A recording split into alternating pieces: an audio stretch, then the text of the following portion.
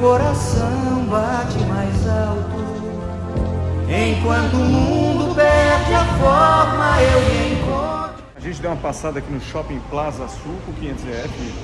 Mais uma dica que eu dou é, mesmo sendo shopping, com segurança, com câmera, com tudo, deixar carro como esse aqui parado sozinho, impossível. Então, se é uma compra rápida, aí eu revezo, ou a Simone fica no carro ou eu, vai lá, pega alguma coisa e volta. Mas deixar é um perigo, não vale a pena arriscar. Melhor coisa, vem para um shopping, quer não sei o que, Uber, se você não tem outra opção, outro carro.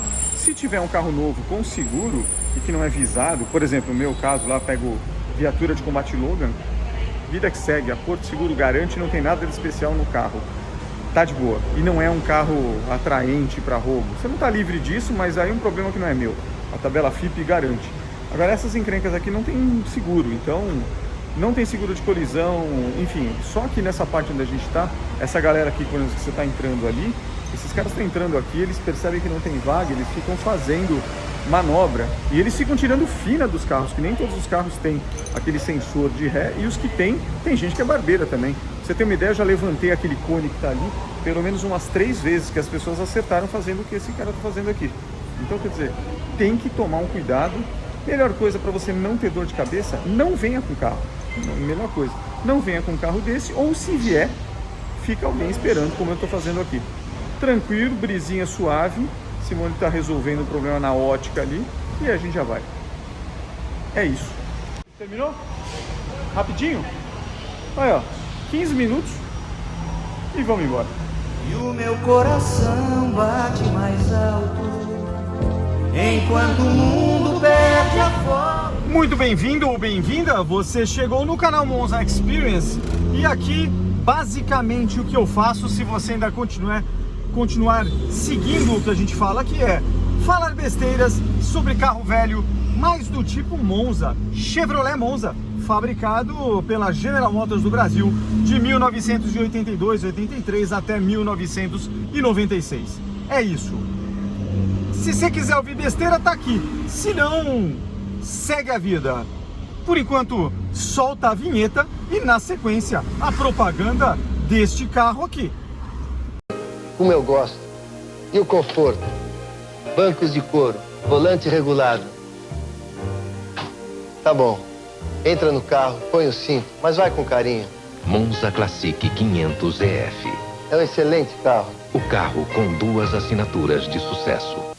Muito bem, você tá vendo aí na frente um caminhão dando seta. Estamos aqui parados esperando a boa vontade alheia. Mas de qualquer forma, é importante você dizer que nós estamos a bordo no 500EF, é isso.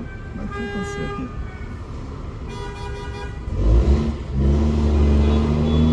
O trânsito tá meio bravo com o cara.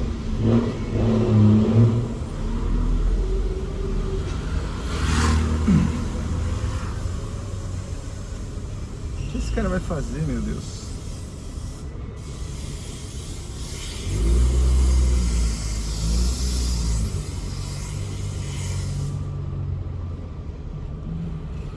Olha a bagunça que o cara tá fazendo em plena rua. Para levar água, é isso. Água para quem tem sede, é isso. E o cara tá fazendo uma lambança, entrando de ré na contramão para entrar aqui no depósito. Amigão, vou aproveitar e vou embora. É isso aí. Legal. Bom, você viu aí a propaganda do nosso querido 500EF, nada menos do que Emerson Fittipaldi fazendo a propaganda para comemorar a primeira injeção eletrônica do Brasil na General Motors. A primeira foi na Volkswagen, com o Gol GTI em 89, e aí a GM não podia ficar atrás. Na verdade, já disse isso em alguns vídeos e vou repetir. O carburador tinha morrido, amigo. Simplesmente morrido. Já se sabia, não havia mais desenvolvimento possível. Por quê? Porque as leis de poluente já estavam pressionando as indústrias automobilísticas para que os seus veículos poluíssem menos e gastassem no consumo também menos. A solução era inevitável, não havia mais solução mecânica, ou seja, não adiantava você ficar lá, engenheiro da Brosol, da Weber, ou Weber, para quem quiser chamar, e ficava lá pensando na vida, e agora, será que eu crio um duto aqui que vai melhorar? Esquece, a mecânica aspirada, onde se baseia o carburador, ela tem um limite, e o limite de gasto, ela chegou numa eficiência extrema, Um exemplo disso, nosso querido Monza automático com carburador 3E é um exemplo super positivo de um carburador muito bem resolvido. Nós temos também um Monza 85 com carburador Alfa 35 da simples, corpo simples para álcool, que é muito bem resolvido. Agora, ele consome, não tem jeito, porque não se controla eletronicamente como acontece com a injeção. Então, o carburador estava com os dias contados. As fábricas entenderam rapidamente isso e passaram a desenvolver projetos baseados, especialmente na Europa, em economia de combustível e eletrônica embarcada nos carros. Lembra que a informática naquele momento estava começando a dar os seus grandes passos, né? Então, embora na Europa, especialmente na Alemanha, a injeção eletrônica de combustível, ou seja, com microprocessador, ela não é digital, tá? Não confunda. Não tem nada a ver com scanner, injeção, plugar em computador, não. A injeção eletrônica dessa época é um módulozinho de injeção transistorizado. Tem um chip, alguma coisa lá, e é só isso. A função básica ali é simplesmente controlar o pulverizador ou os pulverizadores, como o caso desse carro aqui do Gol GTI, que eram 4 pulverizadores ou 4 bicos injetores, baseado em ignição, sinal do distribuidor, temperatura de água e entrada de ar. Basicamente era isso. Esses 3 elementos faziam com que o módulo, ou a centralina, ou a central eletrônica, controlasse o restante do carro. E funcionava bem. Obviamente, não tem nem comparação com os modelos de hoje, né? Que a gente está, hoje em 2023, estamos a anos-luz dessa época. Mas era o começo. E só isso, por incrível que pareça, no mesmo motor, no mesmo projeto, garantia 15 a 16 cavalos de potência a mais. Um exemplo disso? Exato, este carro aqui, o 500EF com motor 2.0 a gasolina, ele faz 116 cavalos de potência, declarados no manual do carro e no documento. Agora, o mesmo Monza 2.0 carburado, gasolina com o 3E, já fazia menos, 98 ou 99 cavalos. Então, esta diferença para um carro nessa época era grande, especialmente no pé, na hora que você acelerava o carro, a retomada era diferente, etc. Agora, a grande propaganda da época da injeção eletrônica desse modelo aqui era: você já imaginou que maravilha? Você vai dar a partida no seu carro de manhã, ainda que esteja num dia de inverno severo, e ele vai pegar e você vai engatar primeiro e vai embora. Pode parecer normal isso hoje, mas naquela época, no carro carburado, como você não tinha regulagem eletrônica de pulverização ou de abertura de borboleta e nada como tem hoje, o carro precisava esquentar. O motor precisava chegar na temperatura de trabalho projetada pela fábrica para que ele rendesse alguma coisa. E olha que interessante isso, né? Então, isso muda tudo. Esse carro aqui, a grande propaganda era essa. Cara, de manhã vira a chave e não precisa nem encostar no acelerador. Ele se regula sozinho, segue. Então isso era um avanço. Agora, tinha um preço grande, né? O preço era o alto custo que esse carro foi cobrado. Agora, foram 6.000 unidades apenas, era um teste, comemorando, colocando lá uma série limitada, mas era um teste de mercado, né? A GM entendeu, inclusive, que este tipo de injeção aqui, Bosch LE Jetronic, 4 bicos injetores, não era o ideal para os seus Monzas. Tanto é que em 91, o modelo escolhido era de um apenas bico injetor, num modelo similar, a um carburador. Era um corpo quase de um carburador com um bico injetor em cima, um pulverizador, que foi o que equipou os modelos, já com distribuidor Hall. Então era um outro sistema, provavelmente mais avançado que essa injeção, ao mesmo tempo menos potente do que essa injeção. Então é o custo da indústria na hora de falar, bom, quanto que eu vou vender o carro versus quanto que eu vou gastar para produzir o carro. Quanto mais margem de lucro, melhor. Era isso que a GM, obviamente, como até hoje, como qualquer empresa, faz dos seus modelos. Então essa que era a questão deste veículo aqui. Bom, estamos aqui com esse veículo há mais de 20 anos, já falei em diversos vídeos, são quase 300 vídeos no canal, onde eu vou alternando os Monzas, mas o que eu quero falar hoje aqui é da manutenção corretiva, né? Essa é uma injeção bem resolvida. Basicamente ela conta com uma bomba elétrica que não tinha nada a ver com bombas elétricas de hoje, que são internas, imersas no combustível, dentro do tanque de combustível, né? Já acopladas à boia e tudo. Hoje em dia é tudo um kit só. Naquela época não tinha essa tecnologia, então a GM colocou a bomba elétrica desse carro ali atrás da caixa de step, na parte externa, no assoalho, na parte de baixo do carro. Colocou de ferro um protetor contra detritos que o pneu pode jogar e colocou um negocinho bem resolvido ali, mas ela fica aparente. Se você deitar embaixo do carro, a bombinha está lá. Então ela tem uma bomba Bosch, o conjunto inteiro, né, é Bosch, uma bomba de 3 ou 3,5 bar, ela é parrudinha, eu já mostro para vocês. Saindo da bomba, você tem ali um amortecedor de pressão, não é regulador de pressão, até o nome na peça é isso, você acha novo para comprar, amortecedor de pressão. Ele não regula a pressão, já explico como é que é regular, não há regulagem ali, é um fluxo contínuo, uma entrada, uma saída, e ele simplesmente atenua o pulso da bomba, é só isso.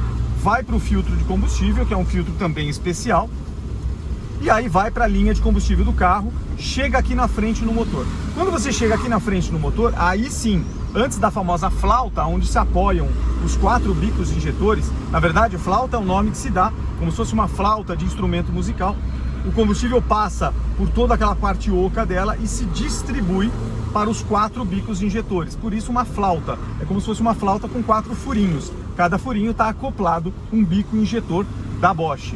Bom, então, e para regular isso, porque o carro vai precisar de mais ou menos injeção de combustível conforme a demanda que você tem. Exemplo, estou com carga, estou numa subida, o carburador já faz isso também, fluxo de alta, boia, duplo estágio, etc. A injeção também. Então ela pega sinal de distribuidor, ela pega sinal de avanço, etc. Mas ela também consegue, portanto ela pulsa os bicos com uma determinada velocidade. Isso é normal, isso quem controla é o módulo que está aqui dentro do carro, no pé praticamente do passageiro. Não é que nem hoje, que os módulos de injeção ficam lá na frente, aqui não, fica aqui do lado, na centralina. E ela precisa regular isso, então existe um regulador de fluxo, esse fluxo baseado em vácuo. Então existe um fiozinho, uma mangueirinha que sai, toma vácuo do coletor de admissão, portanto ele sente quando o motor precisa de mais ar, que é o vácuo, né? Quando ele chupa o ar do ambiente e gera, portanto, o vácuo, e você aí regula a dosagem de combustível que vai para a flauta. Isso é regulador de pressão.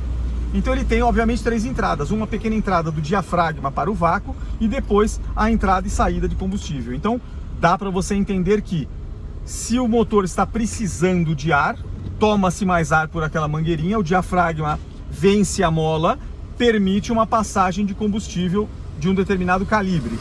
Se ao mesmo tempo você está num regime que nem agora, em marcha lenta, carro na banguela, desengatado, 1000 giros, então obviamente o vácuo do coletor não é tão grande, o diafragma não está atuando, a passagem está regulada conforme a mola de fábrica. Essa é uma peça que inclusive pode eventualmente dar problema. Lembra que é uma peça que passa combustível dentro. Se você usa combustível, tem a mania ou a ignorância de usar combustível comum, que é ignorância no Brasil, dado que a gente já falou em diversos vídeos, e existem milhões de documentários, técnicos inclusive, que dizem que a aditivação de combustível não é enganação, é lubrificação, adstringente, evita corrosão, limpa até dentro da câmara de combustão. Então, aditivar o combustível é bom, colocar e só usar gasolina aditivada de marca boa, Shell, Ipiranga ou a Petrobras, vale a pena para o seu carro a longo prazo. Seja o seu carro carburado, seja o seu carro injetado, novo, moderno, injeção de um jeito, injeção direta, o que você quiser. Combustível aditivado é o que você precisa usar. Então a mesma coisa as fábricas estão fazendo, as distribuidoras, para álcool, você já usa o álcool aditivado. No CCV, que é um 85 a álcool, eu só uso álcool aditivado. Muito bem, então essa é a injeção do carro. Esse carro começou a apresentar, alguns episódios atrás, um pequeno problema. Do nada, como todo carro acontece do nada, por mais manutenção que eu faça, eu tinha me esquecido de fazer uma. Opa, deixa eu sentir uma coisa aqui. Ó.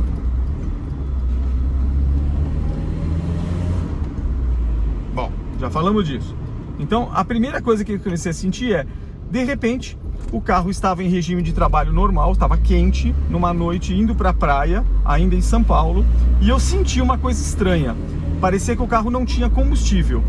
Acelerava, enfiava o pé no acelerador, abria-se a cabo de aço, abria com o cabo de aço a borboleta da TBI e não vinha. É como se o carro estivesse com falta de combustível, não era falha de ignição, nada. Eu relatei isso num episódio.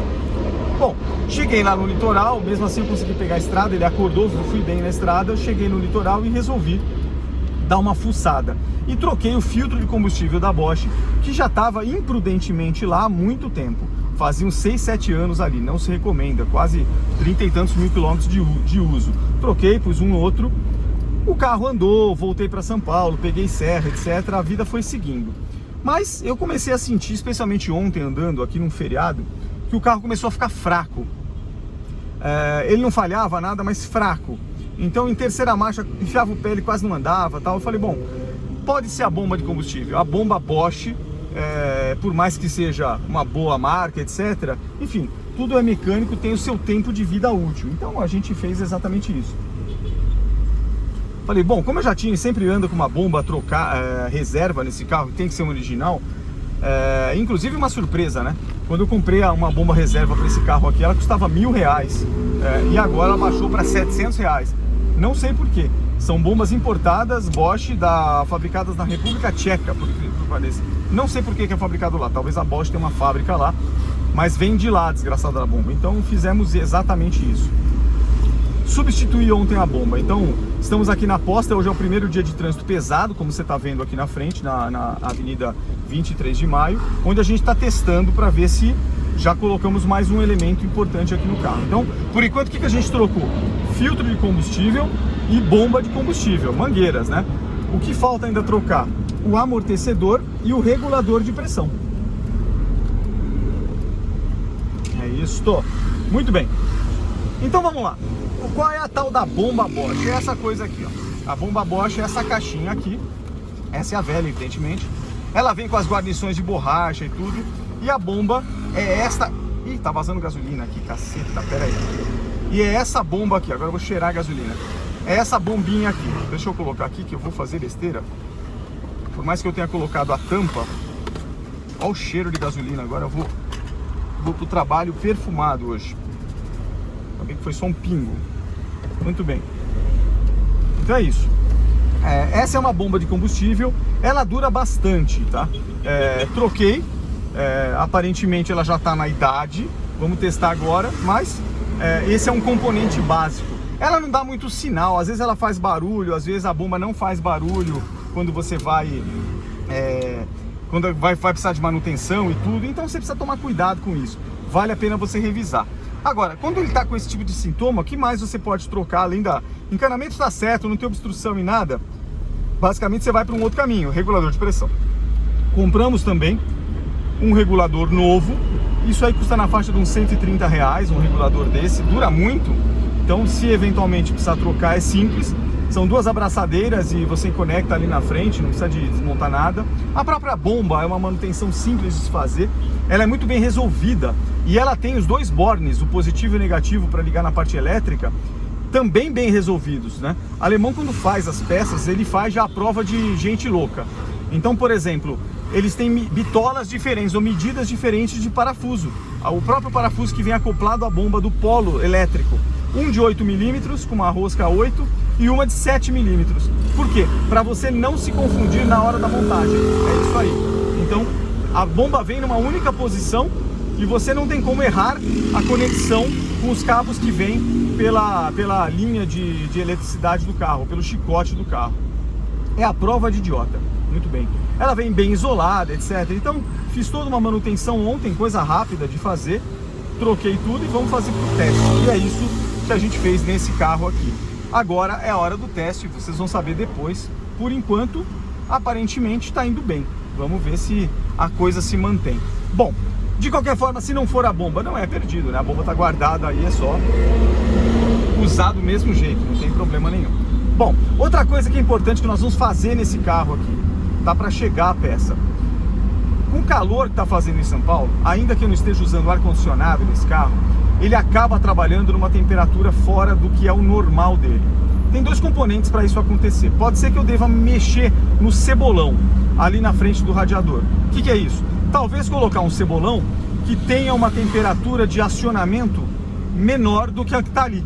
Lá ele está usando um 9687. Traduzindo isso, é um cebolão que ele fecha, ele está lá em contato, acoplado ao radiador do carro. Quando aquele líquido passando ali de arrefecimento chega numa temperatura de 96 graus centígrados, ele fecha o circuito e permite a passagem da corrente elétrica, aciona a ventoinha. A ventoinha fica lá funcionando, chupando o ar lá de fora, portanto passando pelo radiador e consequentemente vai por convecção, vai refrigerando aquele líquido que está circulando ali, e portanto o motor. Você vai vendo o ponteiro abaixar aqui no painel. Beleza. Tem uma hora que ele já refrigerou bastante. Eu preciso dar um sinal para a bomba parar. E esse sinal é a segunda parte do cebolão, que é o 87. Então, quando ele chega no 87 graus, ele desliga, ele abre, provavelmente aquela mola lá dentro dele vence, ele abre o circuito, o ventilador se desliga automaticamente. E ele fica nessa regulagem. Chegou em 96, aciona, baixou para 87, desliga. Você pode colocar graduações diferentes no carro. Tem que tomar um cuidado com isso, porque o motor é feito por um regime de trabalho de determinada temperatura. Então, você também não pode ficar inventando muito a roda. Mas, eventualmente, você tem uma margem que você pode escolher. Bom, esse carro está usando esse, um 9687, um radiador dele padrão, portanto, padrão de Monza. Foi trocado há uns 7, 8 anos atrás. Por quê? Porque o outro estava meio corroído e tal, e aí já fez uma manutenção e trocou, lá na Revisicar. Ele não tem sinais de vazamento, nada, mas o calor que está fazendo agora é diferente do calor que esse carro foi projetado. Então, o que eu estou tentando fazer aqui é ganhar de um jeito sem adaptar o carro. Como? Uma opção que eu fui pesquisar é trocar o radiador para um radiador mais eficiente. O que é um radiador mais eficiente? É um radiador que consegue dissipar mais e mais rapidamente o calor do líquido de arrefecimento que passa por dentro dele. Bom, quando você fala isso, o ideal seria, se você tivesse espaço ilimitado, basta você colocar um radiador maior, com maior capacidade de líquido. Quanto maior o radiador, mais área ele tem para trocar calor, mais líquido ele tem, portanto, mais tranquila vai ficar a temperatura, não tenha dúvida disso. Mas você tem um espaço limitado, a frente do carro é uma só, não dá para você colocar uma extensão ali. Então, a outra opção é você pensar, bom, então eu vou colocar um radiador do tamanho da fábrica, com todas as especificações, as medidas iguais, encaixes iguais, tem que ser um radiador que caiba no Monza, né? Mas ele precisa ser mais eficiente. Aí você vai para um outro componente. A outra forma de você ganhar eficiência é trocar o material do radiador. Ao invés do material normal, aquela lata, aquele ferro que é feito com aquela colmeia de plástico lateral, como eram, com aquela bordas de plástico que existe aqui, e ele é feito do modo expandido. Pesquisando um pouquinho, você descobre que o radiador expandido, que é o que 99% dos carros usam, o cara constrói uma série de caninhos fininhos, e ele coloca entre os caninhos ele solda uma série de aletazinhas que não passa líquido lá dentro, é simplesmente para condução térmica. Ele solda, isso é a colmeia que a gente fala. Só que na hora que ele vai fazer aquela colmeia dar certo, ele expande, ele joga provavelmente um líquido, óleo, alguma coisa, aquilo expande aquele caninho, fica um cano maior, com maior calibre, aquelas aletas entortam um pouquinho e fazem a colmeia que a gente conhece. Então a colmeia é um negócio onde você tem caninhos, e entre um caninho e outro, aletas de metal. A água ou o líquido de arrefecimento não passa por ali, passa só dentro dos caninhos e vai para as bordas do radiador, para a caixa do radiador. Mas tudo bem, o fato do líquido circular ali, a condução térmica com aqueles metaizinhos entortados e o ar entrando, por convecção, faz isso, ele vai trocar calor com o ar do meio ambiente. Quando liga o eletroventilador, forçando a entrada de ar, isso acaba ficando ainda mais forte, troca mais rapidamente. É o sintoma do ventilador na sua casa. Se você tiver com calor e você ligar o ventilador, você muitas vezes se refresca. Ué, por que você fez isso? O ar que o ventilador está puxando na sua casa, que não é um ar-condicionado, é o mesmo do meio ambiente. A temperatura é a mesma. O que muda? A refrigeração do seu corpo. O ar frio batendo em você, ou não é nem frio, o ar batendo em você vai roubar calor do seu corpo mais rapidamente. Você vai parar de transpirar e, consequentemente, vai ter uma sensação térmica mais agradável. É aquela velha história de o cara vai viajar para o Nordeste e fala, nossa, o calor é absurdo. Daí alguém fala para você sempre, mas tudo bem, venta. O vento, embora esteja num calor absurdo, faz com que a sua sensação térmica e, portanto, o seu corpo se regule de uma forma diferente. Basicamente é isso que o carro está fazendo com o eletroventilador. Bom, então a forma que a gente tem de, entre aspas, ultrapassar aqui o limite é trocar o modelo. E existe aqui o alumínio. O alumínio, diferente do radiador tradicional, é um material que inclusive é usado em notebooks, é usado em TV, circuitos de som.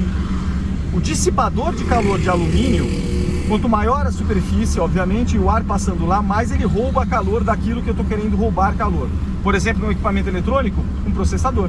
Eu ponho uma pasta térmica na pastilha do processador, que garante uma condução térmica, e acoplo em cima um radiador ou um dissipador de alumínio.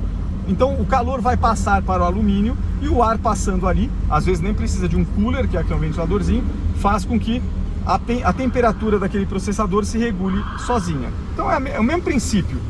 Você pode fazer a mesma coisa no carro. A diferença é que você não vai colocar um dissipador de calor, você vai colocar no carro um radiador. Então o que vale a pena você colocar é um radiador de alumínio, mesmo modelo, mas de alumínio. E o alumínio tem uma outra coisa que é bem legal que você pode fazer. Ele pode ser o famoso brasado. Bom, alumínio brasado na prática está dizendo aqui, o que para você? O processo de fabricação, expandido ou brasado, ele é diferente. No caso do brasado, o alumínio tem uma resistência à fusão, né? A derreter, menor do que, por exemplo, o ferro, o aço ou qualquer outra coisa. Então eu consigo fazer com que eu monte uma colmeia de radiador que vai ser solidária, soldada, literalmente, em toda a parte da caixa do radiador. Isso se chama brasado. Em teoria, o que está por trás disso é que eu vou trocar calor com melhor performance do que o soldado. Isso há uma controvérsia, eu vi muito vídeo por aí que diz que isso pode ser ou não, mas basicamente a tradução que eu interpretei é brasado ou expandido. Se o material que você está usando é o mesmo, não faz muita diferença. Agora, quando você usa o brasado, você consegue usar mais luz de alumínio. E aí, não por ser brasado, mas pelo fato de ser o alumínio, a troca de calor fica muito mais eficiente. Então nós compramos aqui um radiador de alumínio para esse carro. Tá para chegar. Vamos trocar o radiador e já trocar também o cebolão, né? Eu já vou fazer o kit completo. Cebolão não tá com problema, mas enfim, já deixa tudo novo. O que a gente espera? Qual é a aposta de um radiador de alumínio brasado para um veículo desse? Bom, eu acho que ele vai trabalhar na mesma temperatura, o on e off do ventilador. Eu vou pôr um cebolão igual, 96, 87. Porém, o fato do alumínio ser o material que faz o nosso radiador me deve dar uma autonomia onde eu vou perder calor mais rapidamente. Então onde é que eu vou sentir isso? Estou andando a mais de 40 por hora, existe ar entrando na frente do carro. Provavelmente eu vou roubar calor do líquido de arrefecimento com mais eficiência do que o outro radiador. Provavelmente eu vou demorar mais para chegar a 96 graus e ligar a ventoinha. Mas ainda que eu chegue, carro parado, não tem calor entrando, e o eletroventilador entre em funcionamento, o fato de ser alumínio e ter um vento forte do próprio ventilador deve fazer com que aquele calor seja roubado com mais rapidez. Então provavelmente a ventoinha vai funcionar em menos períodos. Ele vai ligar, refrigerar mais rapidamente do que o atual e desligar. Então, em teoria, eu vou trabalhar com mais controle. Quanto menos eu preciso de ventoinha no carro, mais controle eu tenho num dia atípico. Por exemplo, um dia de hoje, ó, de trânsito intenso, você não passa de 5 km por hora com sol de quase 30 graus. Então é isso que a gente vai fazer. Essa é a aposta. Depois, quando eu for fazer isso, eu não sei se eu vou fazer eu mesmo ou levar na Revisicar para fazer. Trocar radiador é algo relativamente simples, mas enfim, vamos decidir isso depois. Mas é essa a nossa aposta. E aí eu vou compartilhando aqui com vocês. Em teoria, eu vou ter um 500EF com regulagem de temperatura melhor. Vou mudar a originalidade do carro? Em absoluto, nada, nada. O radiador alumínio brasado da marca que você compra já é perfeitamente compatível para esse modelo de carro. Radiador, todo o suporte de alívio de pressão, entrada e saída, tudo certinho, tudo na mesma posição. Então, em teoria, tirar e pôr.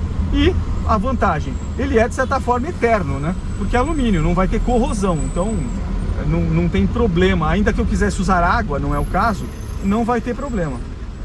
Muito bem, então é isso. Essa foi a nossa manutenção preventiva corretiva. Estamos em teste ainda, mas é isso que a gente fez. E a próxima que a gente vai fazer. Com isso eu termino o vídeo. Vou seguir meu coração. Bate mais alto dentro de um Chevrolet.